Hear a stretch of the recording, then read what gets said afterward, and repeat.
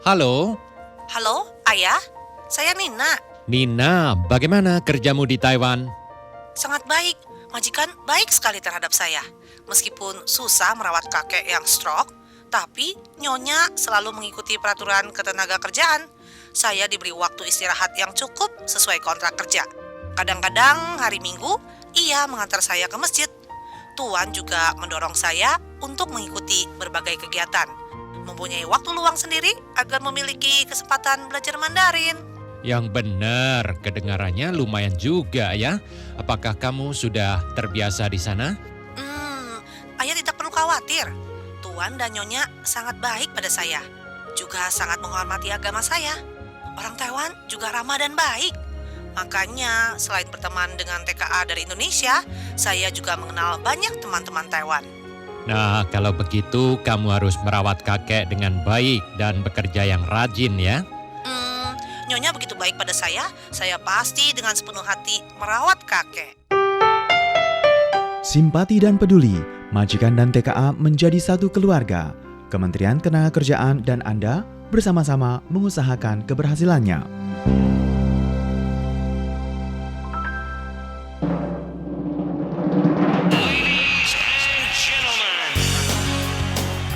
Inilah Radio Taiwan Internasional.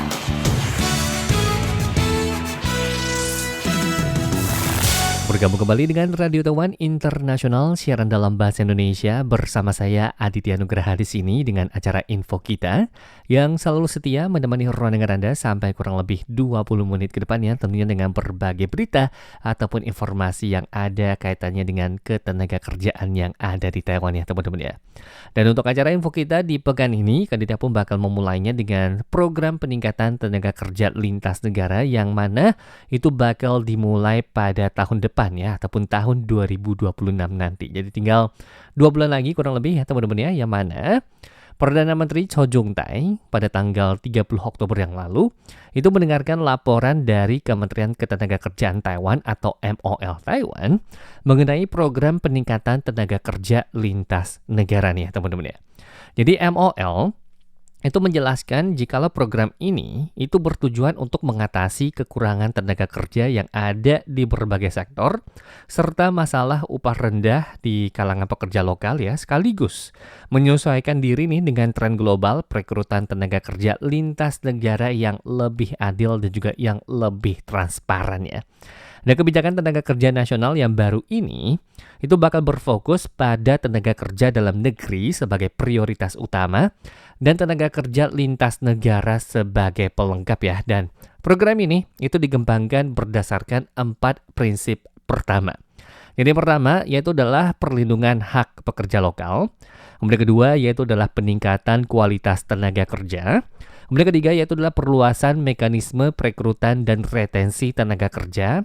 Dan keempat yaitu adalah peningkatan efisiensi pemerintahan. Jadi melalui 4 prinsip ini, MOL ataupun Kemenaker Taiwan itu menyusun 4 inisiatif besar untuk secara bertahap nih mengatasi masalah terkait kekurangan tenaga kerja dan juga upah rendah yang ada di industri Taiwan.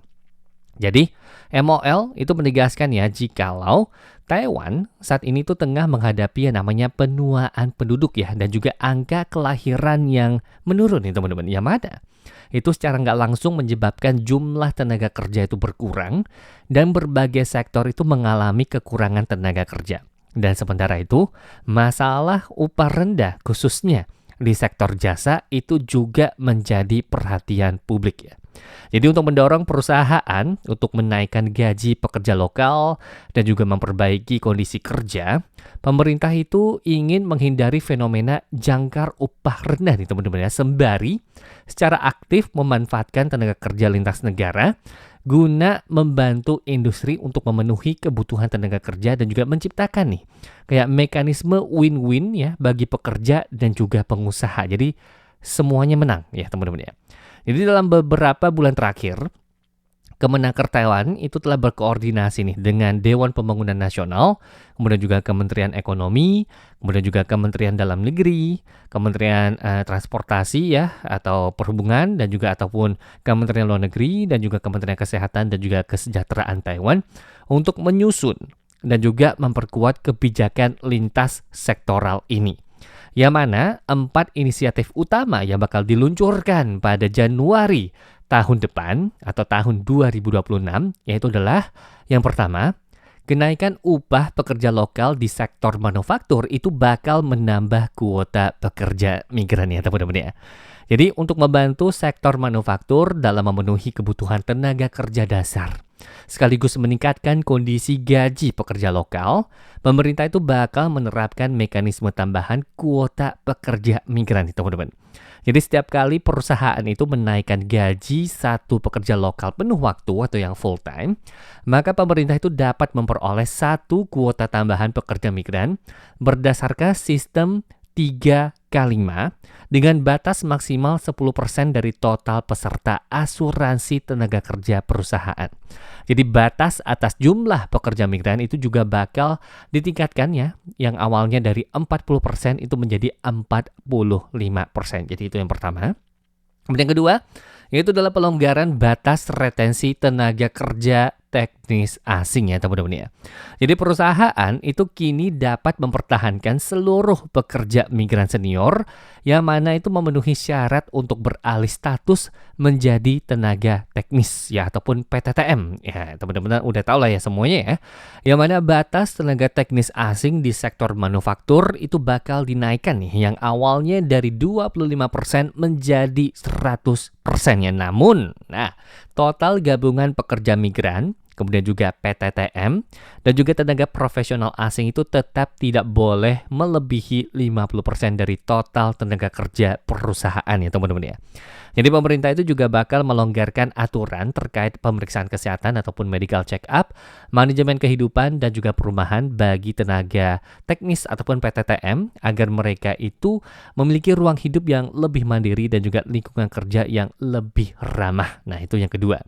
Kemudian ketiga, yaitu adalah membuka kesempatan bagi sektor pariwisata dan pelabuhan ya untuk merekrut yang namanya pekerja teknis tingkat menengah atau PTTM tadi ya. Jadi pemerintah itu bakal mengizinkan sektor perhotelan dan juga jasa pelabuhan untuk secara langsung merekrut PTTM ya, dan setiap kali pengusaha menaikkan gaji satu pekerja lokal penuh waktu ya, maka mereka pun dapat memperoleh satu kuota tambahan tenaga kerja asing ataupun ya PTTM tadi dengan batas maksimal 10% dari total peserta asuransi tenaga kerja ya teman-teman ya. Jadi itu yang ketiga.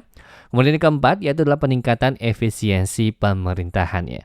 Jadi dalam menghadapi tren global perekrutan tenaga kerja yang lebih adil, Kemenaker Taiwan atau MOL Taiwan itu mendirikan pusat perekrutan tenaga kerja lintas negara dan juga membuka kantor perwakilan di luar negeri nih untuk menangani rekrutmen dan juga ujian tenaga kerja asing secara langsung dengan sistem pemerintah ke pemerintah atau G2G atau G2G gitu ya. Jadi selain itu bakal dibentuk juga yang namanya pusat layanan perekrutan langsung ya dengan tenaga sumber daya manusia dwi bahasa untuk membantu proses perpindahan pekerja migran antar perusahaan dan meningkatkan kualitas layanan publik nih teman-teman. Jadi MOL itu juga menegaskan jikalau dalam menghadapi tantangan kekurangan tenaga kerja gitu ya dan juga upah rendah, pemerintah dan sektor swasta itu harus saling bekerja sama untuk memperbaiki kondisi kerja, kemudian juga menaikkan gaji pekerja lokal, dan juga menstabilkan ketersediaan tenaga kerja ya. Jadi MOL bersama lembaga terkait itu bakal berupaya semaksimal mungkin nih untuk memperbaiki situasi kekurangan tenaga kerja dan juga meningkatkan kesejahteraan pekerja yang ada di Taiwan. Jadi kurang lebih itu deh untuk berita yang pertama.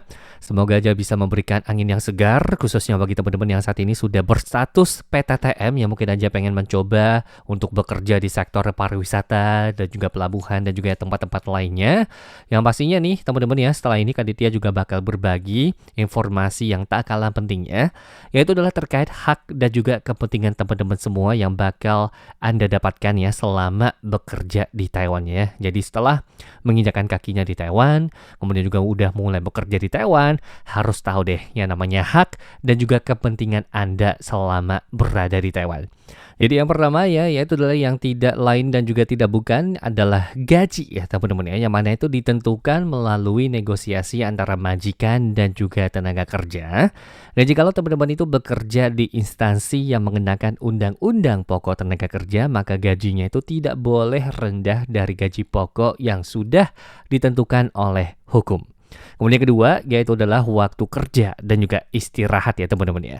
Jadi yang pertama itu diurus berdasarkan kontrak yang ditandatangani kedua belah pihak.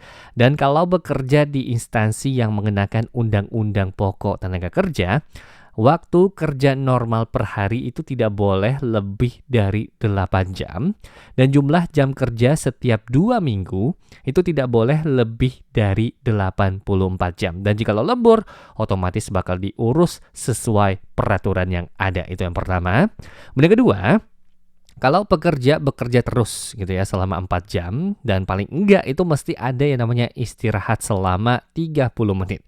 Tapi bagi Anda yang kerja di sistem bergiliran atau kerja yang berkesinambungan ataupun kerja darurat ya, maka majikan itu harus mengatur waktu istirahat lain pada waktu kerja Anda ya teman-teman. Jadi itu adalah terkait waktu kerja dan juga istirahat Anda. Kemudian selanjutnya yaitu adalah terkait libur, cuti, dan juga izin libur ya. Nah ini juga sangat penting nih teman-teman ya. Jadi hari libur bagi PMA golongan rumah tangga itu diatur berdasarkan kontrak yang ditandatangani oleh kedua belah pihak ya. Sedangkan untuk PMA golongan konstruksi, kemudian juga pabrik, perawat panti jompo, sembelih gitu ya, dan juga nelayan. Karena semua ini itu memakai namanya undang-undang pokok tenaga kerja, maka para pekerja ya setiap 7 harinya itu harus ada 2 hari libur ya. Di antaranya adalah 1 hari sebagai hari libur wajib dan 1 harinya lagi sebagai hari istirahat. Jadi intinya 1 minggu harus ada 2 hari libur. 1 adalah hari libur wajib dan 1 harinya lagi sebagai hari istirahat ya. Dan selain itu, hari libur wajib yang sudah ditetapkan pemerintah otomatis wajib libur. Maka dari itu namanya hari libur wajib ya. Jadi bagi Anda yang bekerja, yang mana terus bekerja hingga genap waktu tertentu di satu majikan ataupun perusahaan yang sama, maka sesuai peraturan itu harus diberikan yang namanya cuti tahunan. Atau kalau bahasa Mandarinnya, yaitu adalah tesho gitu ya teman-teman ya. Cuti tahunan, tesho. Jadi hari libur wajib itu termasuk peraturan wajib ya, yang mana fungsinya adalah untuk menghentikan pekerjaan para pekerja yang berhari-hari dan juga melindungi kesehatan fisik dan juga mental Anda, dan majikan itu tidak diperkenankan untuk memotong hak dasar ketenaga kerjaan satu ini.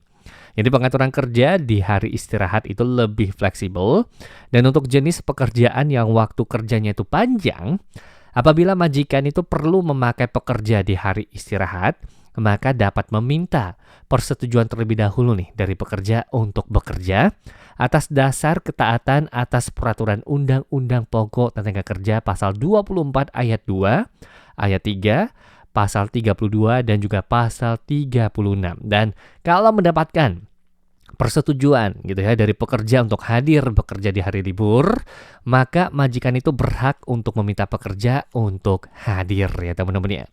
Dan selanjutnya yaitu adalah terkait asuransi kesehatan. Nah ini juga sangat penting sekali ya. Jadi setiap pekerja asing ya yang memiliki kartu ARC ya yang ada di Taiwan ataupun ya surat izin tinggalnya, terhitung sejak hari pertama kerja itu wajib ikut asuransi kesehatan yang diurus oleh majikan. Dan biaya asuransi kesehatan itu dibayar setiap bulan, dan otomatis teman-teman semua itu bisa menikmati yang namanya pelayanan pengobatan asuransi kesehatan yang ada di Taiwan ya teman-teman ya. Jadi kalau emang ada sakit, pergi aja ke dokter untuk periksa ya, yang mana biaya obat juga tergolong murah ya ketimbang kita beli di apotek ataupun toko obat yang ada di luar sana.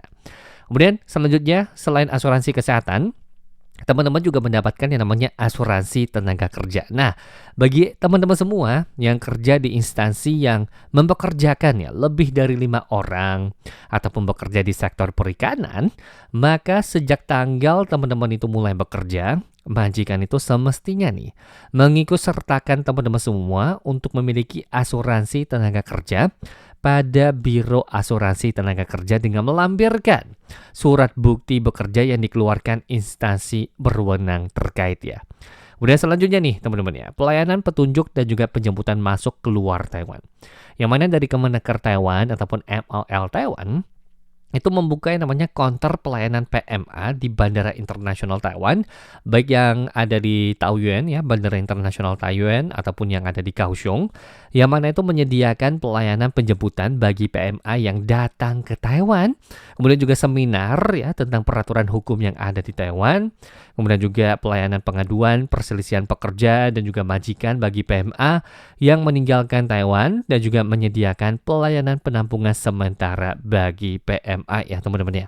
Dan jikalau setelah tiba di Taiwan ya teman-teman semua itu nggak dapat menghadiri seminar, maka teman-teman itu bisa melihat isi video seminar hukum ya secara online melalui bantuan dari pihak agensi ataupun majikan ya teman-teman ya. Dan selanjutnya nih, nah ini nih yang namanya penanganan perselisihan majikan dan juga pekerja. Jadi ingat ya, selama bekerja di Taiwan, jikalau teman-teman itu ada keraguan nih mengenai hak ketenaga kerjaan ataupun mungkin aja terjadi perselisihan tenaga kerja, kalau bisa jangan gitu ya, maka teman-teman itu dapat menghubungi teleponnya MOL ataupun Kemenaker Taiwan ya, saluran konsultasi dan pengaduan tenaga kerja, ataupun menghubungi kantor Biro Tenaga Kerja pemerintahan kabupaten ataupun kota setempat, ataupun juga memohon penyelesaian perselisihan di pusat konseling yang ada di berbagai daerah, dan ataupun dapat mengajukan pengaduan di counter pelayanan PMA yang di lokasinya ada di Bandara Internasional Taiwan. Ya, sekali lagi, yang ada di Bandara Internasional Taoyuan dan juga Kaohsiung ya teman-teman ya. Dan selanjutnya yaitu adalah yang namanya penanganan perselisihan konsumen. Nah ini juga hak teman-teman semua nih, selama kalau udah datang ke Taiwan, intinya ini juga hak Anda. Jadi saat terjadi perselisihan yang namanya jual beli antara teman-teman semua dan juga pedagang ya, karena masalah barang ataupun mungkin juga pelayanan yang diberikan kepada Anda, gitu ya, maka teman-teman semua itu dapat langsung mengajukan pengaduan secara tertulis nih kepada organisasi perlindungan konsumen ataupun pusat pelayanan konsumen dan juga cabangnya. Jadi sewaktu teman-teman semua itu membutuhkan informasi mengenai masalah pembelian barang, itu dapat menghubungi hotline khusus dengan nomor 1950 ataupun hotline Pusat Konsumen Biro Perlindungan Konsumen UN Eksekutif dengan nomor 02 3356 7706 untuk mendapatkan bantuan ya teman-teman ya. Dan yang terakhir yaitu adalah hak Anda untuk mengikuti yang namanya serikat buruh. Jadi keuntungannya apakah? Nah, keuntungannya menurut peraturan serikat buruh, semua pekerja itu memiliki hak nih untuk memiliki serikat dan juga bergabung dalam sebuah serikat buruh. Nah, jikalau di tempat kerja teman-teman semua terdapat yang namanya sebuah serikat buruh, maka teman-teman itu dapat mengajukan permohonan bergabung ya di dalam serikat tersebut, dan setelah melalui yang namanya pemeriksaan dan juga membayar biaya keanggotaan ya, ada biaya masuk membernya gitu yang udah dibutuhkan oleh serikat buruh, maka melalui konsultasi dan juga informasi yang disediakan oleh serikat itu dapat memberikan jaminan atas hak-hak Anda sendiri dalam pekerjaan. Dan juga setelah bergabung dalam serikat ya, maka teman-teman juga dapat mendaftar gitu untuk mengikuti yang namanya pemilihan kepanitiaan yang ada di dalam serikat buruh. Jadi otomatis teman-teman juga ada kesempatan untuk menjadi mungkin aja direktur gitu ya, ataupun mungkin supervisor dari serikat buruh tersebut untuk memberikan pelayanan kepada anggota serikat ya. Dan jika di dalam lapangan pekerjaan nih nggak ada yang namanya serikat buruh, maka harus melalui organisasi serikat buruh industri besar dengan jumlah minimal 30 orang.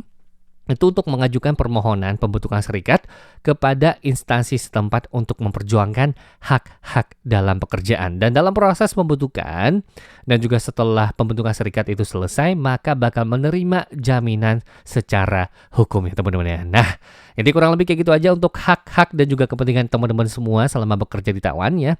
Yang mana itu semua tak kalah penting sih ya. Baik itu gaji, hari libur, bahkan asuransi kesehatan, tenaga kerja dan segala macam. Jadi ingat ya, selama Anda udah mulai menginjakan kakinya di Taiwan dan bekerja di Taiwan, maka hak-hak Anda dan juga kepentingan Anda selama berada di Taiwan itu juga bakal dilindungi oleh pemerintah Taiwan. Dan dikarenakan masa waktu, maka dari itu acara info kita sampai di sini dulu. 以上节目是由劳动部劳动力发展署委托制播，中央广播电台制作的印尼语节目。Terima kasih Anda telah mendengarkan acara persembahan dari Badan Pengembangan Tenaga Kerja Kementerian Ketenagakerjaan dengan Radio Taiwan International RTI.